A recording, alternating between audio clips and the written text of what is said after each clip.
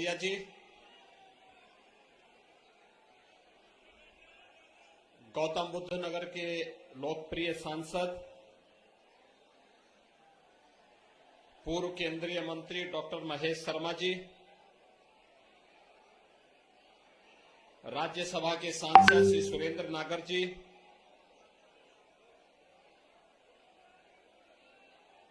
अध्यक्ष जिला पंचायत डॉक्टर अंतुल तेवतिया जी, विधायक श्रीमती बिमला सोलंकी जी, विधान परिषद सदस्य श्री नरेंद्र भाटी जी, जिला की प्रभारी श्रीमती सुनीता दयाल जी, विधानसभा प्रभारी विनोद त्यागी जी, मंडल अध्यक्ष श्री धर्मेंद्र तेवतिया जी, सुंदरलाल तेवतिया जी और भारतीय जनता पार्टी के प्रत्याशी श्री लक्ष्मी राज सिंह जी और उपस्थित भारतीय जनता पार्टी के सभी पदाधिकारी और उपस्थित भाइयों बहनों, 2022 उत्तर प्रदेश विधानसभा का चुनाव प्रथम चरण के चुनाव का मतदान 10 फरवरी को संपन्न होगा। इस सदी की सबसे बड़ी महामारी के दौरान ये चुनाव हो रहा है और पहली बार ऐसी परिस्थिति है जब कोई महामारी हो और लोकतंत्र के इस पर्व के साथ हम सबको जुड़ने का अवसर प्राप्त हो रहा हो। लेकिन भाइयों बहनों, पूरे देश को प्रधानमंत्री मोदी जी का आभार व्यक्त करना चाहिए, जिनके मार्गदर्शन में और जिनके नेतृत्व में पूरा देश इस सदी की सबसे बड़ी महामारी कोरोना का सफलतापूर्वक मुकाबला करते हुए देश के अंदर न केवल प्रत्येक नागरिक के जीवन को बचाने के लिए बल्कि उनकी जीविका को बचाने के लिए पूरी ईमानदारी के साथ, पूरी प्रतिबद्धता के साथ कार्य कर रही है। भारत का कोविड प्रबंधन दुनिया के अंदर सराहा गया और भारत में उत्तर प्रदेश ने देश के अंदर सबसे अच्छा परिणाम देकर के अपने प्रत्येक नागरिक के जीवन को बचाने, उनकी जीविका को बचाने का कार्य भी किया। फ्री में टेस्ट, फ्री में उपचार, फ्री में वैक्सीन। कितने लोगों ने वैक्सीन ली है यहां पे? आप सबका मैं अभिनंदन करता हूं, आपने वैक्सीन ले लिया है। लेकिन भाइयों बहनों, जिन लोगों ने अभी भी वैक्सीन की पहली डोज ली है, दूसरी नहीं ली, समय आने पे वे दूसरी डोज ले लेंगे। ये वैक्सीन लेकर के आप लोगों ने कोरोना के तीसरे वेव को समाप्त कर दिया। यानी कोरोना का जो तीसरा वेव दुनिया के अंदर तबाही मचा रहा है, यहां आया और नियंत्रित होकर के अब समाप्त भी हो रहा है। पिछले 10 दिनों में उत्तर प्रदेश के अंदर 65,000 मामले समाप्त हो गए। 65,000 कोरोना के मामले ठीक होकर के कोरोना पूरी तरह ठीक हो चुका है। ये स्थिति वर्तमान में है और इसलिए कोरोना महामारी से बचाव के लिए जो कुछ हो सकता था, भारतीय जनता पार्टी की डबल इंजन की सरकार ने अपने स्तर पर वह प्रयास किया। और भाइयों बहनों, कोरोना महामारी के इस बेहतरीन प्रबंधन के साथ जो लोग वैक्सीन के खिलाफ दुष्प्रचार कर रहे थे, कहते थे कि वैक्सीन तो मोदी वैक्सीन है, ये वैक्सीन तो बीजेपी का वैक्सीन है। आप सब ने वैक्सीन लेकर के अपने को तो कोरोना से बचाया ही बचाया, उन लोगों के मुंह पर एक जोरदार तमाचा भी दिया कि मोदी वैक्सीन ही सही, लेकिन यह देश कोरोना के खिलाफ देश की लड़ाई में विजयी बनेगा। और जैसे आप में से 100% लोगों ने उत्तर प्रदेश के अंदर वैक्सीन की पहली डोज ले ली है, 70% से अधिक लोगों ने दोनों डोज ले ली है, वैसे ही भाइयों बहनों चुनाव में भी एक जोरदार डोज देने की आवश्यकता है कि 100% वोट कमल निशान पर जाएगा। यही तो हमें संदेश देना है। भाइयों बहनों 2017 में मैं आया था यहां पर श्रीमती बिमला सोलंकी जी के विधानसभा चुनाव के प्रचार के लिए। वे हमारी बहुत अच्छी विधायक रही है। पार्टी एक संगठन के रूप में काम करता है, एक परिवार के रूप में काम करता है, और परिवार में अलग अलग सदस्य की भूमिका अलग अलग समय में अलग अलग होती है। और एक अनुशासित कार्यकर्ता के रूप में आज वे हमारे इस मंच पर हैं। मैं उनका स्वागत करता हूं। पूरी ईमानदारी के साथ वे लगी रही और आज अपना आशीर्वाद देने के लिए श्री लक्ष्मी राज सिंह को अपना आशीर्वाद देने के लिए स्वयं इस मंच पर उपस्थित हुई हैं।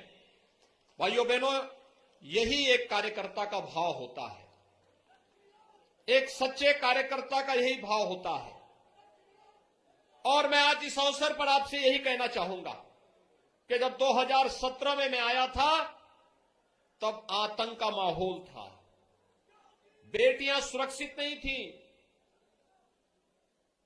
बेटियां सुरक्षित नहीं थी, व्यापारी सुरक्षित नहीं था। और ये जो 2 लड़कों की जोड़ी आई है ना,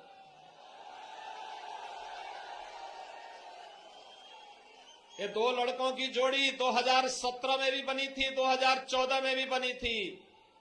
2017 में प्रदेश की जनता ने एक दिल्ली में रहने वाले और एक लखनऊ में रहने वाले दोनों जोड़ी को कहा था कि तुम इस लायक हो ही नहीं भाई। याद करिए, मैं आपको याद दिलाने के लिए आया हूं।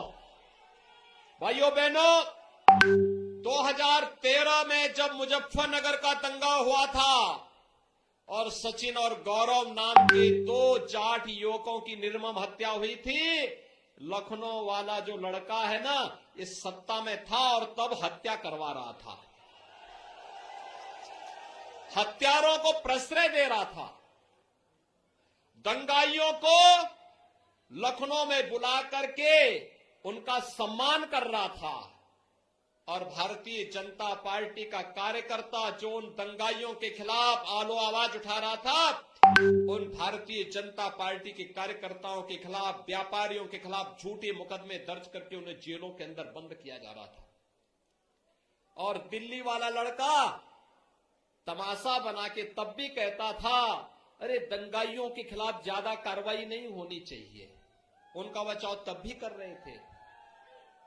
एक बार फिर से ये लोग अपने एक नए कवर के साथ आपके बीच में फिर आ रहे हैं। माल तो वही है, लिफाफा नया है, माल तो वही पुराना सड़ा गला माल है। जिसने असुरक्षा दी, जिसने दंगा दिया, जिसने माफिया दिए, और आज भी कहते हैं, कह रहे आने दीजिए सरकार। हमने कहा कभी नहीं हो रही, कवायद के दिन तक भी तुम्हारी जो है, कयामत के दिन तक भी तुम्हारा ये सपना साकार नहीं होने वाला है, ये मान करके चल लो। लेकिन ये देख लो, 10 मार्च के बाद ये पूरी गर्मी शांत करवा देंगे।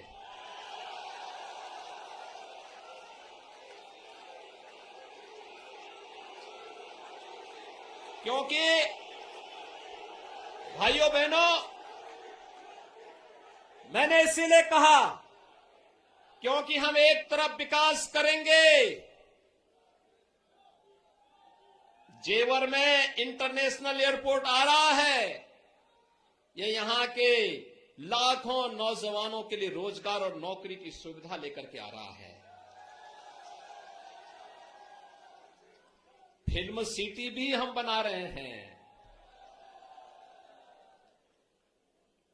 फिल्म सिटी के निर्माण की कार्रवाई भी कर रहे हैं और साथ साथ डिजिटल युग में सबसे बड़ी भूमिका होती है डाटा सेंटर की। डाटा सेंटर का भी निर्माण हो रहा है। पिछली सरकार तमंचे की फैक्ट्री चलाती थी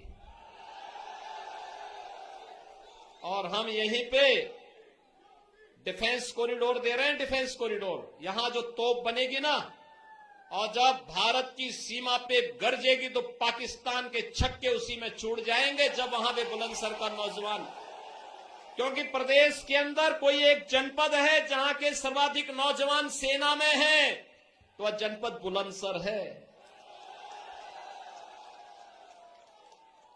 तो डिफेंस कॉरिडोर हम बना रहे हैं। देखो, आप अंतर समझ सकते हैं। वे तमंचा बनाते थे लूटपाट करने, राहगरी करने के लिए। हम डिफेंस कॉरिडोर बना रहे हैं देश की रक्षा करने के लिए। और हमने कहा भी देखो, विकास भी कराएंगे लेकिन बुलडोजर रुकेगा नहीं। माफिया के ऊपर बुलडोजर चलता रहेगा। दंगाइयों के फोटो फिर से लगाएंगे चौराहे चौराहे पर और नोटिस जाएगी कि तुमने इतने साल पहले दंगा किया था, अब बेटा समय आ गया, इसकी भरपाई भी कर लो। और इसलिए भाइयों बहनों, एक तरफ विकास है और विकास के साथ साथ माफिया के खिलाफ बुलडोजर भी है। ये वही चला सकता है जिसमें दम होगा। और दूसरी तरफ भाइयों बहनों, आपने देखा होगा फ्री में वैक्सीन, तो डबल इंजन की सरकार है तो डबल डोज राशन की भी हर महीने हर गरीब को दी जा रही है।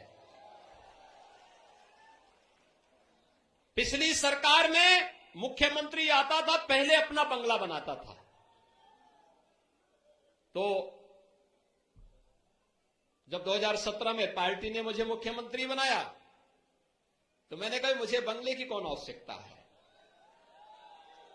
हम तो कहीं भी रह लेंगे, लेकिन प्रदेश में हर गरीब को मकान मिलना चाहिए। भाइयों बहनों, 43 लाख से अधिक गरीबों को हम लोगों ने मकान दिया। 43 लाख, जो कभी नहीं हुआ, वह भाजपा सरकार के समय विकास का कार्य हुआ है।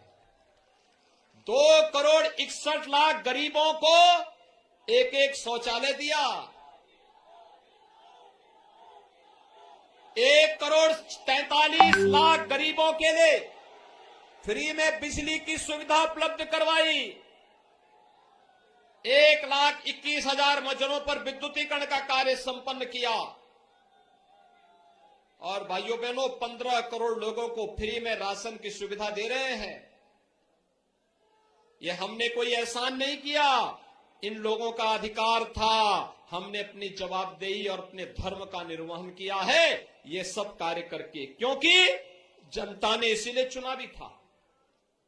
लेकिन भाइयों बहनों, इससे पहले पैसा जाता कहां था? इससे पहले ये पैसा समाजवादी पार्टी के इत्र वाले मित्र के घर में पहुंच जाता था। इत्र वाले मित्र के घर में पैसा जाता था और इत्र वाले मित्र पैसे से पूरे खानदान को यूरोप का टूर कराते थे। यूरोप का पैसा जनता का और टूर समाजवादी यूरोप में निकले हैं। कहेंगे समाजवादी, नाम समाजवादी, काम दंगावादी और सोच परिवारवादी। यानी सोच परिवार से बाहर नहीं। अवसर मिलता था तो हिंदुओं के खिलाफ दंगे करवा करके व्यापारियों के प्रतिष्ठान को चलाते थे, लूटते थे। 5 साल में आपने कोई दंगा देखा यूपी में? दंगा हो ही नहीं सकता, क्योंकि दंगाइयों को ही मालूम है 7-7 पीढ़ी भूल जाएगी, भरपाई नहीं कर पाएगी और उल्टा जेसीबी और बुलडोजर अलग से चल जाएगा। ये लोग कावड़ यात्रा को रोक देते थे। भाइयों बहनों, आज तो कावड़ यात्रा को कोई नहीं रोकता ना। आज तो सुरक्षा का कोई भय नहीं है ना। आज तो बेटी स्कूल जा सकती है ना। आज तो गरीब को राशन मिल रहा है ना। तो भाइयों बहनों, इसलिए हम कर पाए क्योंकि आपने भारतीय जनता पार्टी के विधायक चुन करके दिए थे। ये हमारी ताकत थी और सरकार उसी बल पर कार्य करती थी। और इसलिए भाइयों बहनों, आज हम सब आपके बीच आए हैं। श्री लक्ष्मी राज सिंह को भारतीय जनता पार्टी ने अपना प्रत्याशी बनाया है। और भाइयों बहनों, उन्हें यहां के दोनों सांसद डॉक्टर महेश शर्मा जी ने भी और नागरनी जी ने भी उन्हें अपना आशीर्वाद दिया ही है। लेकिन हमारी वर्तमान विधायक श्रीमती बिमला सोलंकी जी ने भी उन्हें अपना आशीर्वाद देने के लिए आज इस मंच पर यहां पर उपस्थित हुई हैं। और इसलिए मेरी आप सबसे अपील है कि 10 फरवरी को बड़ी सभाएं भले ही नहीं हो पा रही हैं, लेकिन आपका उत्साह इस बात को बताता है, क्या आपका उत्साह बताता है कि ये भीड़ हमारे लिए 1.5 लाख से ज्यादा है, क्योंकि आपका उत्साह 1.5 लाख लोगों को जोड़ने की क्षमता रखता है। एक एक वोट बीजेपी प्रत्याशी के समर्थन में, कमल के निशान में आपके नातेदार, रिश्तेदार, मित्र, शुभचिंतक, परिचित कोई कहीं भी रहता हो उत्तर प्रदेश में, फोन करिए। फेसबुक के माध्यम से, व्हाट्सएप के माध्यम से, इंस्टाग्राम के माध्यम से, मैसेज के माध्यम से, जैसे भी हो सकता है उन लोगों तक संदेश पहुंचाइए। प्रदेश की सुरक्षा के लिए भाजपा आवश्यक। ये जो लाल टोपी है ना, ये रेड अलर्ट है। हिस्ट्री सीटर और मुजफ्फरनगर के दंगों से जिन हिंदुओं का रक्त बहा था, उनके खून से रंगी हुई टोपी है वो। राम भक्तों के खून से सनी हुई टोपी है। इसलिए अलर्ट, लोगों को अलर्ट कर देने की आवश्यकता है। इसका मतलब दंगा, इसका मतलब पेशेवर माफिया, और इसका मतलब अवसरवादिता। ये लोग कोरोना में कहीं दिखाई दिए थे? कभी नहीं। संकट में नहीं आएंगे, चुनाव के समय ही दिखाई देंगे। और भाइयों बहनों, यही अपील करने के लिए आया हूं। हम लोग संकट में भी थे और चुनाव के समय भी है। 10 मार्च के बाद फिर शानदार तरीके से सरकार चलेगी, विकास भी होगा, नौजवान के लिए रोजगार भी आएगा, किसान के उन्नयन के लिए भी कार्य होगा, बेटियों की सुरक्षा की पुख्ता व्यवस्था भी होगी, और बड़े बड़े हाईवे, गंगा एक्सप्रेसवे तो हम मेरठ से बुलंदशहर होते हुए प्रयागराज तक लेके जा रहे हैं। इस बड़े बड़े कार्य भी होंगे, और साथ साथ माफिया के घर पर बुलडोजर भी चलने का क्रम जारी रहेगा। और यही आश्वासन देने के लिए आज मैं आया हूं। श्री लक्ष्मी राज सिंह को भारी बहुमत से चुनाव विजयी बनाने की अपील आपसे करने के लिए आए हैं। एक बार आप सबसे, आप सभी लोग सहमत हैं भारतीय जनता पार्टी से? सभी लोग मेरे साथ दोनों हाथ उठाकर बोलेंगे, भारत माता की, भारत माता की, भारत माता की।